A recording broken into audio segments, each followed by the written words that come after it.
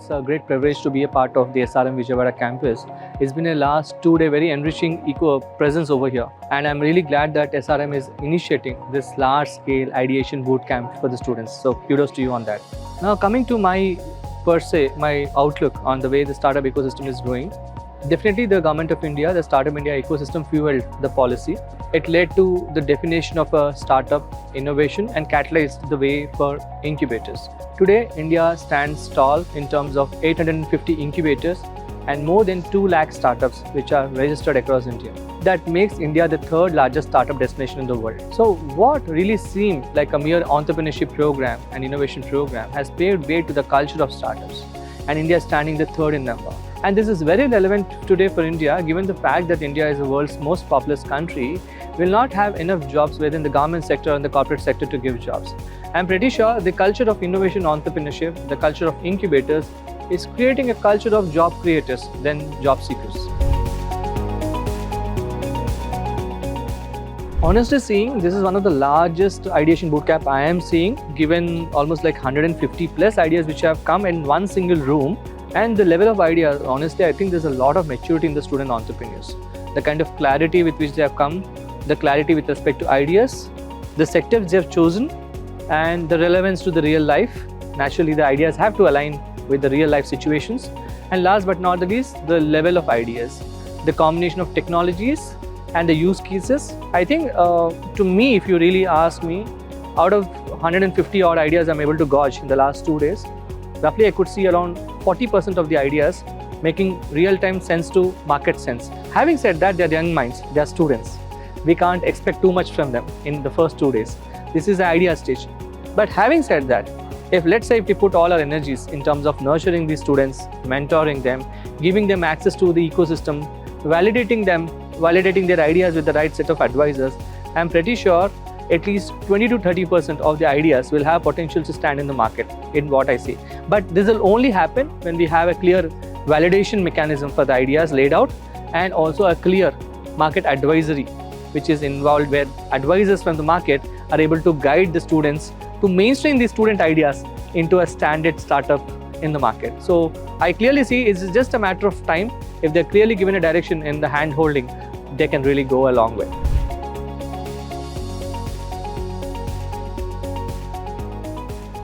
I mean, the last 1 decade I have seen, definitely I can say a lot of mindset has changed, but it still needs to be changed.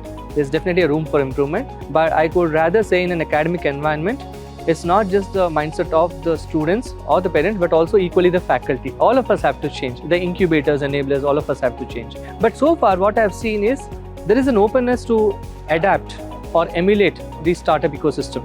There's an openness to embrace the innovation culture. There's an openness to participate in ideation boot camps.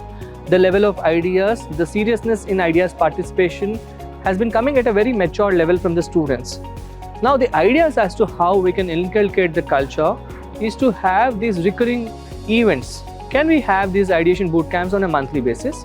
And then can we have industry advisors advising them on a monthly basis, so the student, apart from with an ongoing education curriculum, can also pursue the idea.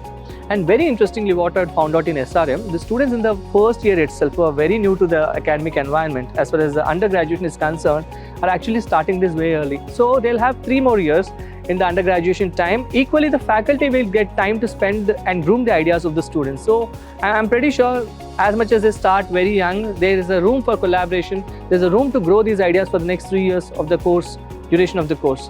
So the 3 important advices I would like to give is, have this culture very frequently, monthly, have advisors who guide them, and start small and start early for the students, so that the early days of undergraduation will start seeding the thought process of ideas, the thought process of job creating culture, and creating that mindset of entrepreneurship.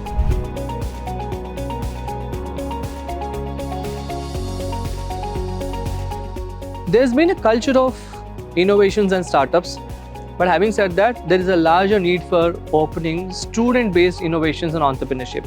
Although mainstream the startup founders who are actually coming from industry backgrounds are starting the companies, when we talk about the student-led startups, there are very few. So there is an opportunity for universities and academia to start and mainstream the student-led entrepreneurship, point number one. Number two, to mainstream the student-led entrepreneurship, there's a need to inculcate the culture of prototyping, hackathons, boot camps, validation of ideas. There has to be test beds for validation of ideas, test beds for researching the products, or test beds for prototyping. So in terms of India, it has come a long way, starting from one of the largest innovation campus being T-Hub to one of the largest prototyping centers including T-Works. So there is an innovation culture. Every state has decent number of incubators. The Startup India gives incentives. There are a lot of early stage grants, including Nidhi Prayas grants, a 10 lakh grant, a 1 million INR grant for students to build ideas and prototypes. Similarly, the BIG grant, Biotechnology Ignition grant, is another 5 million INR, which is 50 lakh sizable grant for biotechnologies, agriculture and precision technologies. So there are sizable, and Raftar is another grant, which is again a 25 lakh grant for as far as agri is concerned. So there's a decent amount of grants which are available. Apart from this, there are also a lot of early stage seed funds which are available from the incubators, which are funded by DST, Department of Science and Technology, BIRAC and NABARD, MITI, etc. So what I am clearly seeing is there is a good landscape as far as incubators are concerned, good opportunities for ideation, good opportunities for prototyping, and early stage funding in terms of grants and seed funds which are available. Now, given that there is a lot of new changes happening in the technologies, and today's young students have the opportunities to unleash the greatest potential of social media and the AI, so there's a lot of information available, right? It is just that the faculty channelize the students' energies. Faculties also equally channelize the technologies available in the right direction. And these platforms like the Hatch Lab that the SRM is doing, if we are able to put all of these in one direction, get the students to build ideas, and along with ideas, if you are able to build the protagonists, the heroes or sheroes, the student entrepreneurs, I'm pretty sure these student entrepreneurs will be those game changers who will pursue the ideas and will try and solve not just the market's challenges.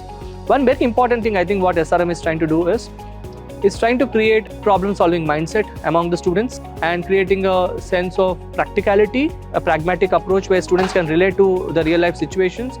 Added to this, the technology interventions and how are they able to build the technologies into viable solutions that can, create impact into the market.